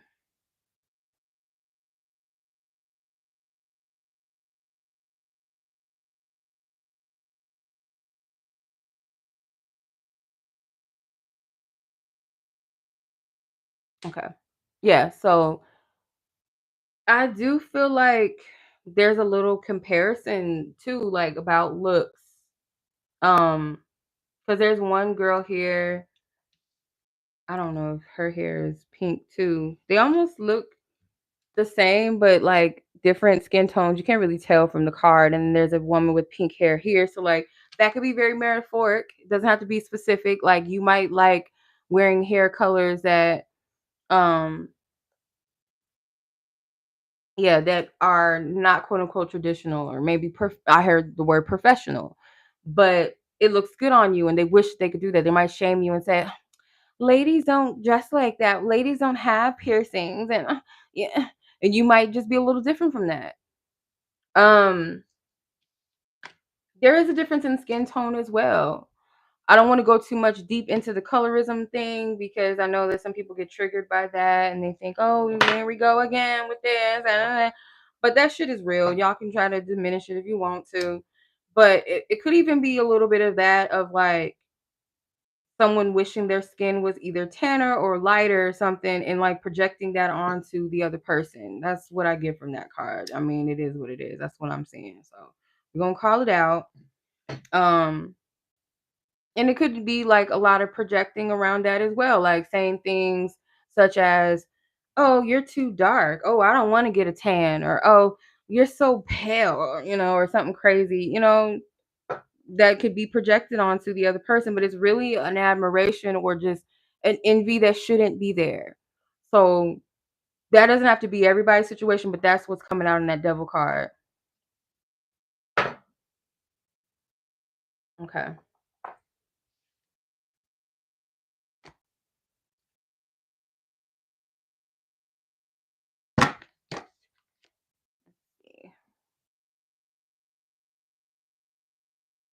How do you protect your power and keep winning? So, any spiritual or practical steps to shield your energy.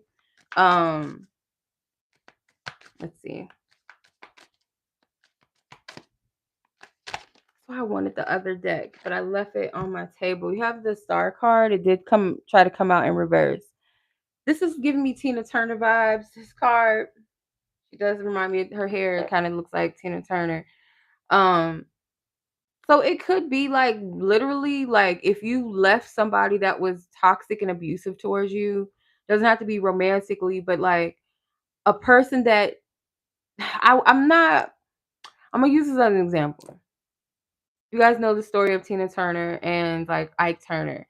Not taken away from like his musical contribution to her success and like what he did before, but like you can come across somebody that got the sauce, and it's like you see that potential in them, but if they don't know how powerful their voice is, and I'm not speaking of just a singing voice specifically, but like metaphorically speaking, Tina didn't know how powerful her voice was. Like she may have heard it all of her life. Oh, you have a beautiful voice, you're very talented, you're blessed. But coming across somebody that sees that in you, but does not have the best intentions and cannot love you and protect you and show up for you, and pour into you in the way that you deserve, it does over time take away from your light, or at least cause you to cloak it, not really see it. So there was points where he was very jealous of her because she started to become very independent. She started to get recognized by other musical geniuses and people wanting to work with her, and that provoked jealousy. So when you start like thinking of rising up, that is going to trigger a person that feels like, oh, well, I had you thinking for so long that you weren't shit, that you weren't good enough, or that you were beneath me. Like, yeah, I'll compliment you every now and then, but you can't be too better than me, or you're not as good as me. You know, as long as I can keep you in that state or keep you believing or thinking that way, I got you. Once you break free and it's like, well, what's love got to do with it? Like, if I don't have love for myself, what does love for you have to do with the treatment that I have to go through? So by you pouring more into yourself in a healthy way, you only pour into what pours into you, but you pour into yourself first because you know the importance of that. It's not selfish to do that. It's half-assed backwards to tell somebody that give to everybody and then give to yourself last. What the fuck are you going to have left? You're going to be energetically drained and physically tired if you have nothing for yourself. Continue to pour into you and take your energy back by doing that. That's how you get your power back. You pour back into yourself. You stop over giving and overextending, showing up for everybody else, or saying, oh, I can't pour into my light. I can't celebrate me because, oh, that's going to make they're going to be mad at you anyway. But they're not powerful when you're not validating their insecurities. They have nothing to fall back on. When you starve the ego, all they have is to deal with themselves, and if they don't, they're just going to find someone else to feed off of, or something outside of them to validate them.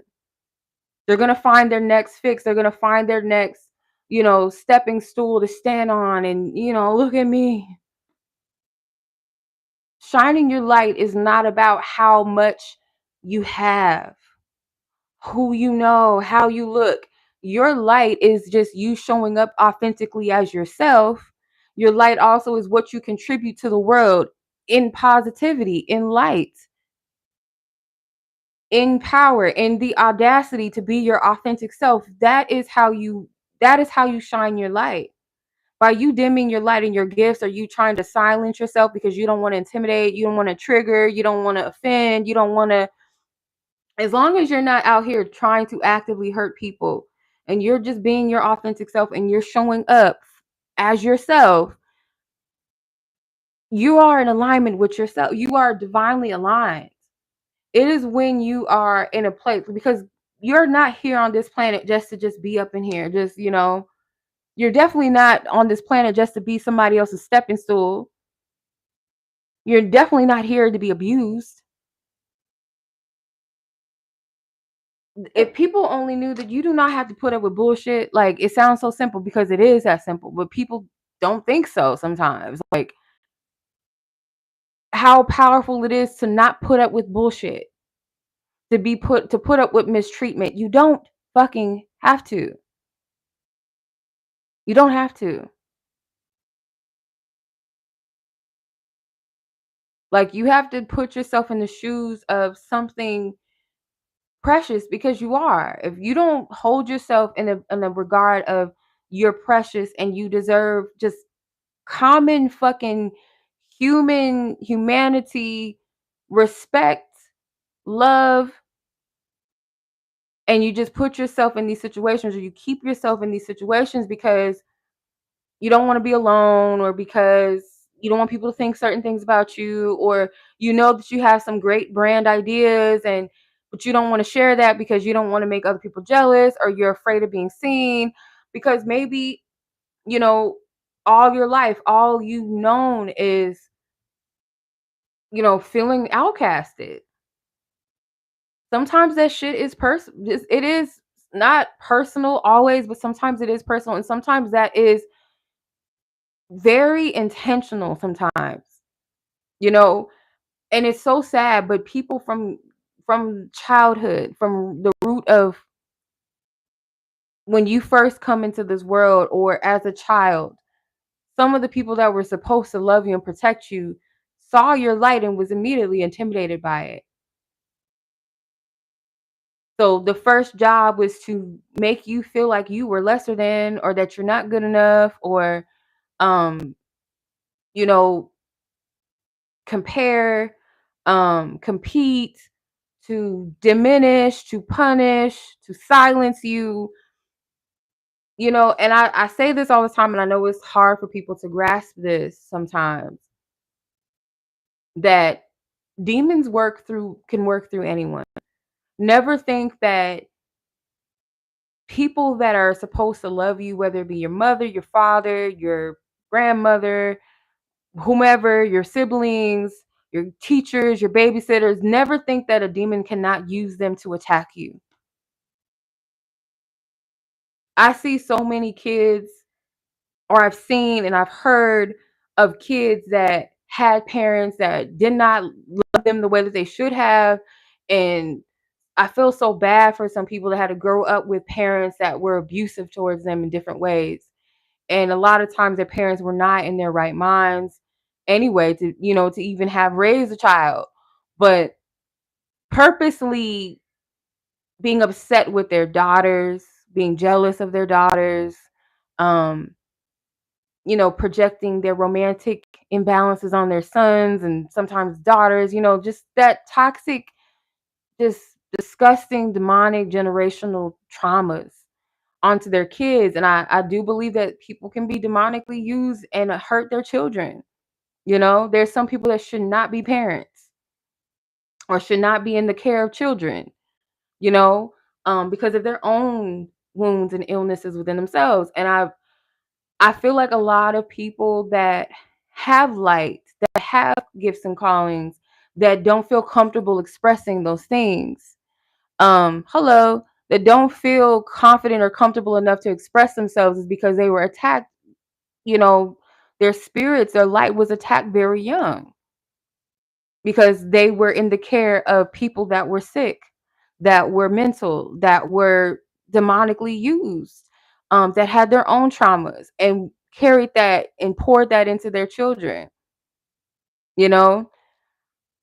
But you cannot allow those experiences to trick you into believing that you're unworthy or that you're not meant to be seen, and not seen in a way of like, oh, I'm a celebrity, praise me, not that type of shit, but like to show up like you have every right to also take up space in a room. You know, the affirmation that I can't remember it verbatim, but an affirmation that came to me during someone's reading, I think it was the Queen of Pentacles. I bring value into every space that I occupy. Like, you have to believe that. And sometimes it's not easy. And, another transparent moment here, but getting back into like certain spaces, like around certain people day to day, because I'm so used to like, being working from home and things like that, but having to work around people more, there's different types of personalities, whether they resonate or they clash. And my thing would always be that I would always question my silence as like a weakness and feeling like, oh, because I wasn't the loudest and I just don't just talk to everybody in the moment and second that I meet them and always have something witty to say all the time, always got to be, talking, that there was something wrong with me, or I would not be as valued enough if I wasn't all up in people's faces all the time. You know what I mean? Being okay with the fact that I'm not going to be able to sit with everybody. Like, it's okay, you know? Because I believe in genuine connection. Like, I'm not just going to force a conversation just because. Like, I know how to smile or say hello, good morning, good evening, whatever, in passing, talk when I need to, but it's not a thing of like, oh, I got to work the room, I got to talk to everybody. Like, sometimes that is a gift, and sometimes it's just like you just doing too much, right? Just as it's not always good to just be silent and not speak up. But I feel like that was one of my struggles with taking up space, was feeling like taking up space, I've learned, does not have to necessarily mean being the loudest in the room, being up in everybody's face. Sometimes taking up space is being okay with just being you. And that is enough. Showing up as yourself. Like, if your vibe is chill and you only connect with who you connect with, like, that's okay. That's what I've have to come to that acceptance of. Because that was a thing that I struggled with probably as long as I can remember, always feeling like, oh, I'm too quiet, and being told, oh, you're too quiet. But people know me when I'm comfortable, when I feel safe, and when I connect with people, I'm not quiet. But it's just more so of just like my energy's chill. Um, I don't say too much, I don't do too much if it's not necessary. And that's okay. It's not something is wrong, not mute. So, sometimes it's taking up space, like I said, it doesn't always have to be, being seen and being famous or being on camera or having, popularity. It's just being your authentic self and being okay to show up as that and not feel the temptation to cloak it as a means of shame or uncomfortability. You know what I mean? Now, if it's for protection, that's a whole nother thing. But If you are just called to just be and to show up as you, who is anybody to tell you that it's not enough or that you should cloak it, or oh, because it makes me uncomfortable, oh, don't be that. No. You can't, you know, shame yourself if you know a lot of things. You get excited about certain topics, things that you've read, and people feel like, oh, this person thinks they're so smart, they think they're so better, that you should just stop talking, stop sharing, stop learning. Or oh, I shouldn't dress up because oh, here I come around people, oh, you wear makeup, oh my god, you know, or because you want to celebrate a win, or you got a job promotion and you got people that don't want to progress or grow and they feel some type of way, and you're like, oh, I can't tell my boys about that because they're gonna get mad. Like, it's enough of that. And sometimes you do have to discern who you can celebrate with, and that's where it comes to where you start to separate yourself, or remove yourself out of certain experiences, certain environments or circles of connections, where you understand that your true authentic self is not supported.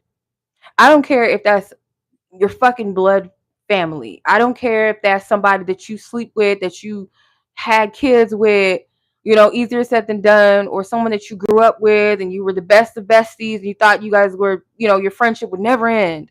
If this person is not supportive of you, your authentic self, and I'm not talking about your bullshit, because some people think that, oh, you got to be true to the death of me if in my bullshit. No, I don't. No, because that wouldn't be anything of it wouldn't be of any help to you to just pour into your bullshit. Just keep you there. That's somebody that actually doesn't like you. That's okay with you being mediocre. That's okay with you being toxic. That's okay with you being in situations that don't serve you.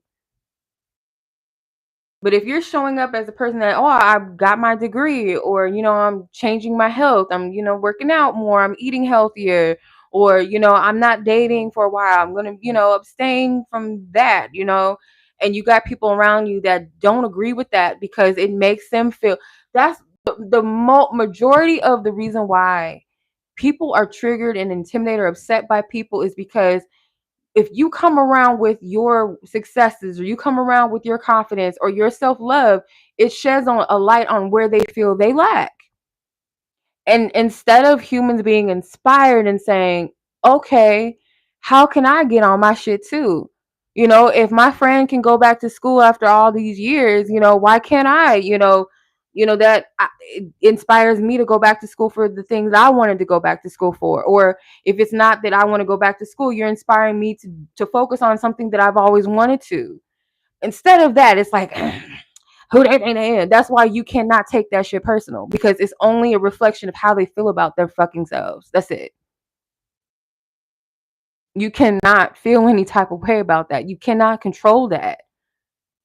You cannot say, oh, I'm not going to, I don't want to be too attractive, I'm not going to wear this, I'm not going to wear that, or I'm not going to put on makeup, or I'm not going to, you know cut my hair, do something that I like for myself or make myself feel good because other people don't feel good about themselves, that they don't love themselves. That's on them. So are you just supposed to just stop being attractive, stop being fine, stop being beautiful, handsome, or whatever, or hate your looks because because you're handsome or because you're quote unquote pretty or whatever, that you're just supposed to just stop existing, or you're supposed to feel bad? No, those people need to find beauty in themselves. They need to love their own image. It has nothing to do with you. If they feel like they're too fat or they're too skinny or this and that, they need to work on loving themselves or gain or lose the weight. It's one or the other. You can't, you can't beat yourself up or allow other people to just, use you as this punching bag for their insecurities, for their lacks, for their own fears, or their lack of accountability or wanting to show up for themselves. It's not up to you. It is not up to you. That is not your weight to carry.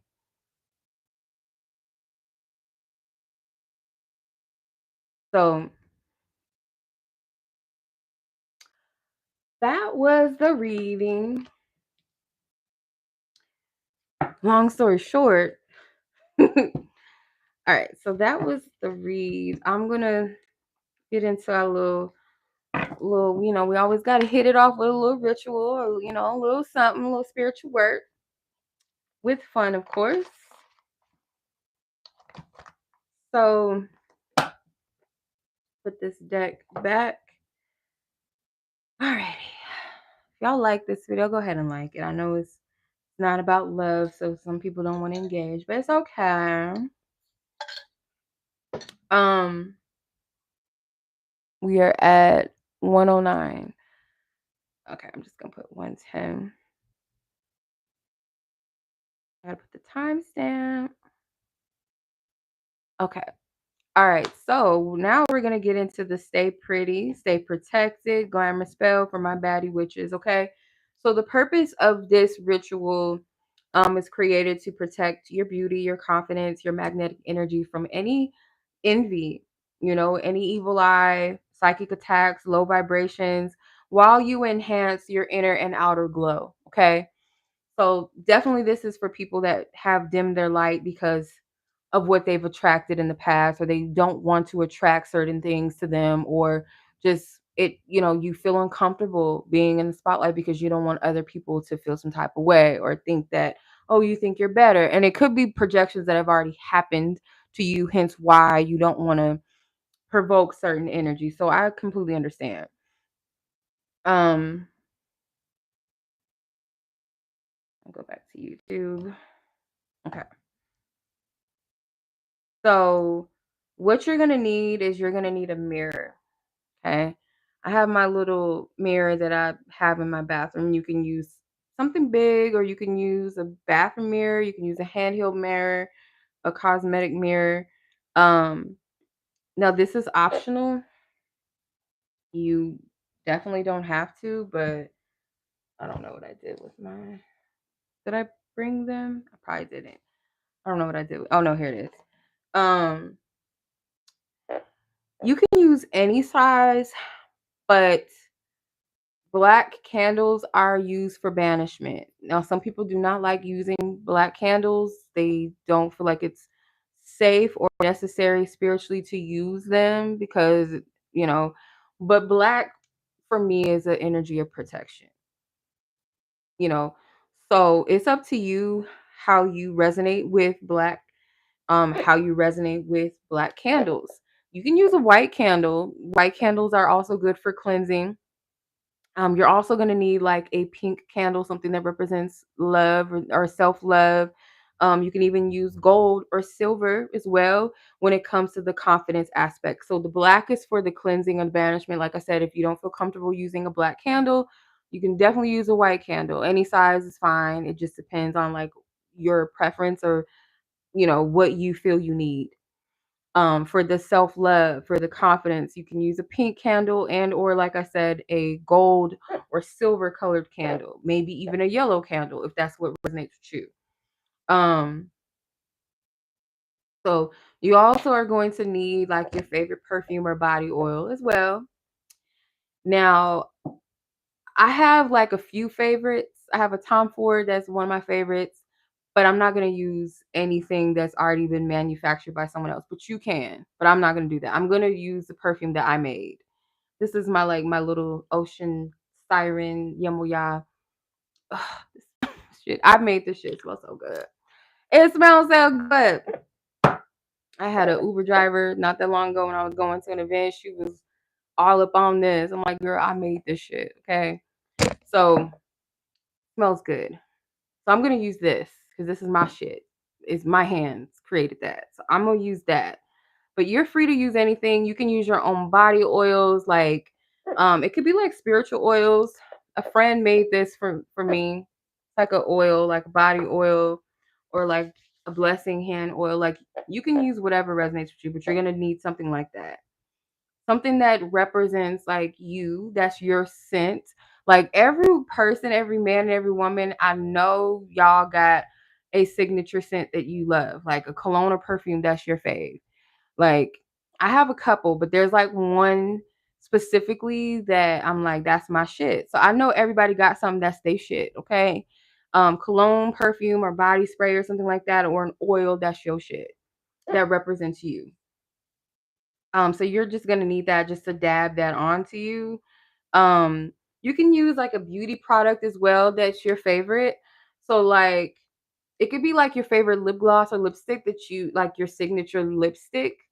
Like like I do believe that most women, at least the makeup heads, I know you ladies got like that signature lip. For some people, it is like a red lip. But it could be like a lip liner, it could be a lip gloss, it could be something that represents you, like your favorite. It could be your favorite eyeshadow, it could be your favorite highlighter, your favorite blush. If you're a man, it could be anything that resonates with you, but like things that represent what you love beautifying yourself with. Okay. Could even be a piece of jewelry too. It could be a piece of jewelry, it could be a stone, it could be a ring, like something that you love, that you're like, oh, when I throw this on, I feel confident, something like that. And then you want to play some music that makes you feel like you're just like you come alive, something that resonates with you deep down, like that. It could be a song that's like your signature song or resonates with you, or just like a whole playlist. But like the vibe, the mood, you want to set that. And I always say, only do rituals when you're in the space to do them, when you're in a clear mind, when you're at peace, when you're not distracted, where you can focus, where your energy's in a good space too. Like even if it's like a protection work, or something around like a heavy energy, you're focused, you're confident, you're grounded, you're clear-minded. You don't want to do anything in angst, fear, worry, sadness, depression. It's like, okay, let me get my mind right. Let's do it. Like, you want to be able to express your pain or express your intentions as well, very clear, but you want to be clear minded and in the space of, of stillness, where there's no chaos going on around you, and where there's peace, where you're not going to be distracted. Now you can always cleanse your space with like some smudge the space up, spray, some cleansing spray, some incense, like specifically dragon's blood specifically, but like any incense that you feel guided to use. It could be non-champa, it could be patchouli. I love me some patchouli. I love me some sandalwood. Like those are my favorite scents. Like, oh my gosh. But just a little bit of that. And then call in your divine team, your ancestors. You could light a standalone white candle as like an energy to invoke your divine team, to call them in. Um, so yeah, before you do when you set your intentions and all of that, you're going to anoint yourself. And that's where your perfumes, your colognes, your sprays, or your oils come into play. Now, if you don't want to use anything like that, and you want to use like Florida water or something like that, you most definitely can. You want to hit those spots, okay? Spritz it around, rub it on those points on your neck, your wrist, your chest, and you're going to say an affirmation that is empowering or speaks to, you know, your appearance and loving yourself. Okay. So there's nothing wrong with admiring all parts of yourself. If you're just only finding beauty in just your physical appearance, or you're hyper fixated on beauty, then that's out of balance. So it can be, may my essence be sweet, but may it also be powerful. May my beauty shine, but yet my beauty with balance, however you want to say that. May my intelligence shine through, may my depth, may my substance I possess also shine as well, whatever, something that is in balance. Those who watch with envy or evil eye, um let their poison or their evil pass me by, like whatever you feel guided to say. Then you're going to take your mirror, and you're gonna look at yourself in the eye and say an affirmation to yourself. So the one that I have is, my glow is divine, divinely protected. Um, no one can shade it or shake it.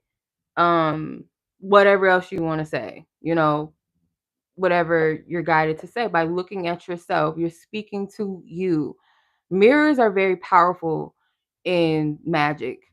So it's almost like a portal or a space. And it's also very prophetic too, kind of how um the witch on what's it called? Snow White was like, mirror, mirror on the wall, who's the fairest of them all. Um, you're speaking to that yourself. You're speaking into yourself by as you're looking into your own your own image, which is powerful. It can be also it can also be vain if it's not balanced, right? But you're speaking positivity over yourself.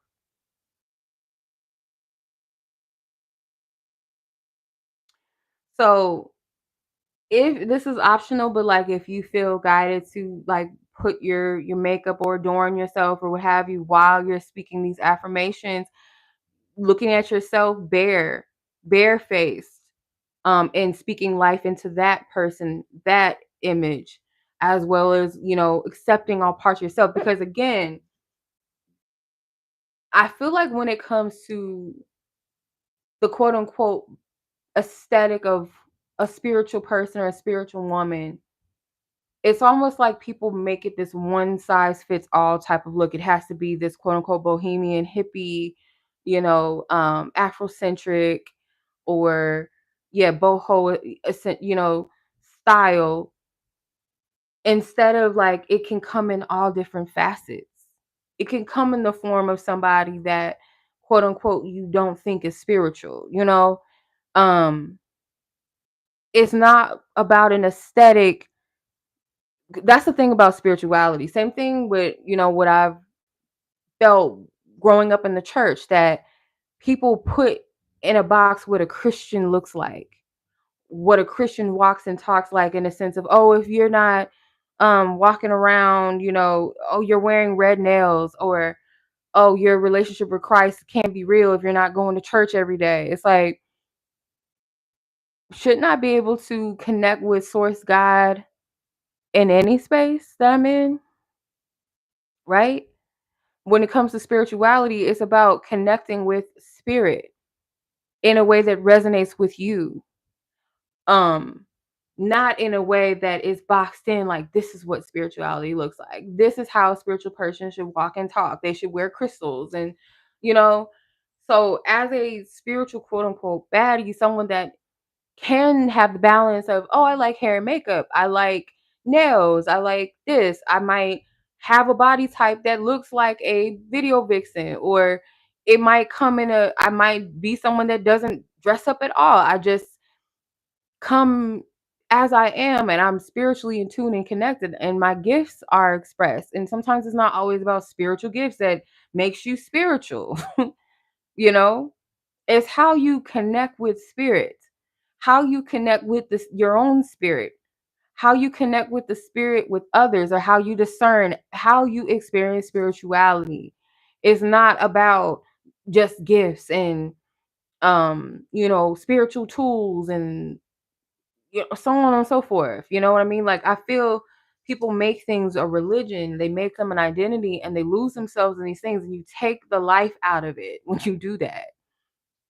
So by you accepting yourself as you are and saying, oh, I can be multifaceted, I can be different, I can have pink hair, purple, green hair, you know, I could have a grill and still be spiritual, or I can be someone that doesn't really care for makeup and dresses or heels or doing my nails. Like, I'm just, I don't have to come in any form. It's not about the appearance of a person. The more spiritually in tune you are with yourself, the more you express yourself as you want to. So, like, you can't shame a person and say, oh, you're not spiritual because this is how you're choosing to express yourself and show up as a human being. You know what I mean? So, as you adorn yourself, speak affirmations over you. If you're a guy, it could be putting on your jewelry if you wear it, or just, I don't know, whatever you do, shaving or something, I don't know. Um, but yeah. So when you're doing that, you can say like, this is my shield. This is my protection. This is my beauty secret, my powerful weapon. Like, it's funny because I think of Sailor Moon as I'm saying this, like how they have the little the compact, and it makes me think of that. It's like very girly at the same time. But yeah. So I am also going to get into the candle. So you don't have to adorn your candle, but if you want to, you can. I always say to like cleanse your candles before you use them. So, or you can just simply like hold them, set an intention, put your energy into it, but I like to cleanse my candles. But you can do it that way. You can light the candle, say a prayer over it. Um Whatever you feel guided to say, like to shield and protect your energy with the black candle, and then the other color candle that you feel guided to use. You're going to speak about the energy that you wish to call in, whether you're banishing one energy with the black candle, protecting and shielding with the black candle, and then the other candles is like the energy you're calling in that you desire. Um, And then, you're just gonna let them blow out safely, or if you have to blow them out throughout the day, like you're not around, if you're getting like a 7-day candle or something, if it's like something that you're able to monitor and it burns within a day or within a few hours, cool. Um, but yeah, or you can just let them burn out naturally, and that is pretty much it.